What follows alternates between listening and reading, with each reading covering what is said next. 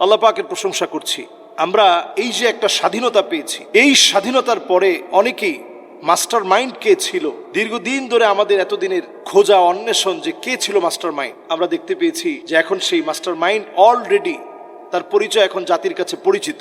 সুপরিচিত জাতির এই সন্তান, লক্ষ্মীপুর জেলার, সেও কিন্তু ব্যাকগ্রাউন্ড যখন আপনি চেক করবেন সেও মাদ্রাসার ছাত্র। সে একসময় পরিচিত ছিল না, আল্লাহ তাআলা এই আন্দোলনের মধ্য দিয়ে তাকে পরিচিত করে দিয়েছেন। সমন্বয়ক যারা ছিল প্রত্যেকেই তার চিন্তা থেকে এই বৈষম্য বিরোধী ছাত্র আন্দোলনে ভূমিকা রেখেছে। তার নাম হচ্ছে মাহফুজ আলম উর্ফে মাহফুজ আব্দুল্লাহ।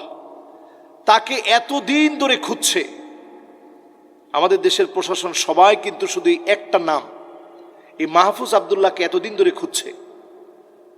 তার পড়াশোনাটা এত স্ট্রং ছিল, ঢাকা বিশ্ববিদ্যালয়ের আইন বিভাগের ছাত্র ছিল সে, আইন বিভাগের ছাত্র ছিল সে। তার পড়াশোনাটা এত স্ট্রং ছিল, তার গবেষণা এত স্ট্রং ছিল, সেই ব্রিটিশ বিরোধী আন্দোলন এবং ব্রিটিশদের বিভক্তির পরে আমরা যখন টুকরা টুকরা হয়ে যাই, সেই সময়ের আমাদের সামাজিক অবস্থা, রাজনৈতিক অবস্থা কি, এই সবগুলো নিয়ে সে গবেষণা চালায়। এবং তার এই গবেষণার ফলে রাজনৈতিক কূটকৌশল কখন কিভাবে পরিবর্তন হয়, এগুলো সব বিষয় সম্পর্কে তার জানা ছিল। এবং রাজনৈতিক নেতৃবৃন্দের চরিত্র কেমন, কিভাবে তারা মাস্টার প্ল্যান নিতে পারে, এই সকল বিষয় সম্পর্কে সে পড়াশোনা করে দিনের পর দিন গবেষণা করার পর সে এই আন্দোলনটা, প্রথমে কোটা সংস্কার আন্দোলন নামে এই আন্দোলনটায় প্রথম সে সমন্বয়কারী যারা আছে তাদেরকে সামনের দিকে এগিয়ে দিয়ে একের পর এক কিভাবে আন্দোলন আসবে, আন্দোলন কিভাবে আরো চাঙ্গা হবে, সব প্ল্যান দিয়েছে সে পিছনে থেকে। এখন সে ব্যক্তিটাই প্রধান উপদেষ্টার সহকারী হবে। অনেকে তার যোগ্যতা নিয়ে প্রশ্ন তুলছেন, আমরা তার জন্য দোয়া করতে থাকি। এবং সে যেহেতু মাদ্রাসা ব্যাকগ্রাউন্ডের, আমরা তার জন্য সব সময় দোয়া করি, তার জন্য খেয়াল রাখি।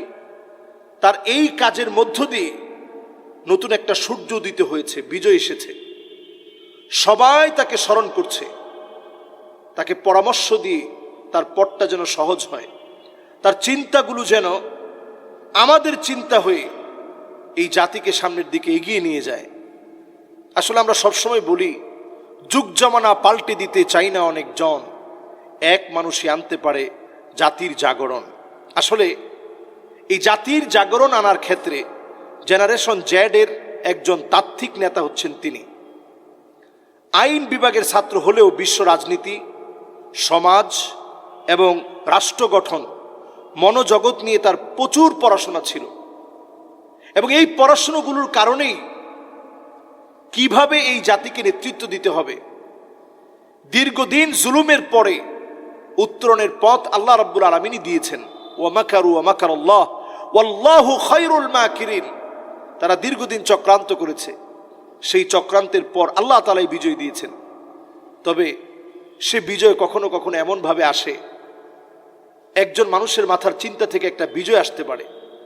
এটা আজকে নতুন তা না।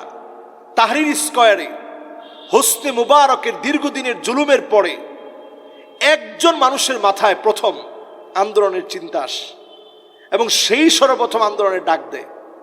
এবং দেখা যায় সেখানেও হোসনে মুবারকের মতো জুলম আর নির্যাতন যে চালিয়েছিল, এত বড় জালেম, সে টিকতে পারেনি। আমাদের দেশেও জালেম টিকতে পারেনি। আমরা আজকে যারা এখন উপদেষ্টায় আছে, আমরা প্রত্যেককে সহযোগিতা করব, খুব বেশি তাড়াহুড়া করব না। ওয়াকানাল ইনসানু আজুলা, ওয়াকানাল ইনসানু আজুলা। মানুষ বড় তাড়াহুড়া করে, বড় তাড়াহুড়া করে। আমরা তাড়াহুড়া করব না। 16টা বছর যারা জুলুম করেছে, 16 দিনও যদি আমরা সময় না দিই, যারা মানুষের উপরে দিনের পর দিন জুলুম করেছে, তাদের জুলুমের সাক্ষী এমন, জুলুম করার পর তারা একদিন টিকতে পারেনি। অথচ যাদেরকে জুলুম করলো দিনের পর দিন, তারা কিন্তু এই 17টা বছর তারা কিন্তু এই জুলুম সহ্য করে টিকেছিল ঠিকই। জালেমরা টিকতে পারে না। জালেমদেরকে আল্লাহ তাআলা তিলে তিলে নিঃশেষ করে দেন। ইন্না বাতশা রাব্বিকা লাশাদীদ। আল্লাহর ধরাটা বড় কঠিন, পাকড়াওটা বড় কঠিন। এই আল্লাহ রাব্বুল আলামিনের যে সমস্ত ছোট ছোট আল্লাহ রাব্বুল আলামিনের গোলামদেরকে দিয়ে আল্লাহ তাআলা এই মহৎ কাজটি করিয়েছেন, তাদেরকে জাতি স্মরণে রাখবে। এজন্য আমরা কোনো সমালোচনা করব না, আমরা তাদের সঙ্গী হব, তাদের সঙ্গী হব, তাদেরকে সহযোগিতা করব, তাদের পাশে দাঁড়ানোর চেষ্টা করব, এবং আমরা তাড়াহুড়া করব না। আসসালামু আলাইকুম ওয়া রাহমাতুল্লাহি ওয়া বারাকাতুহু।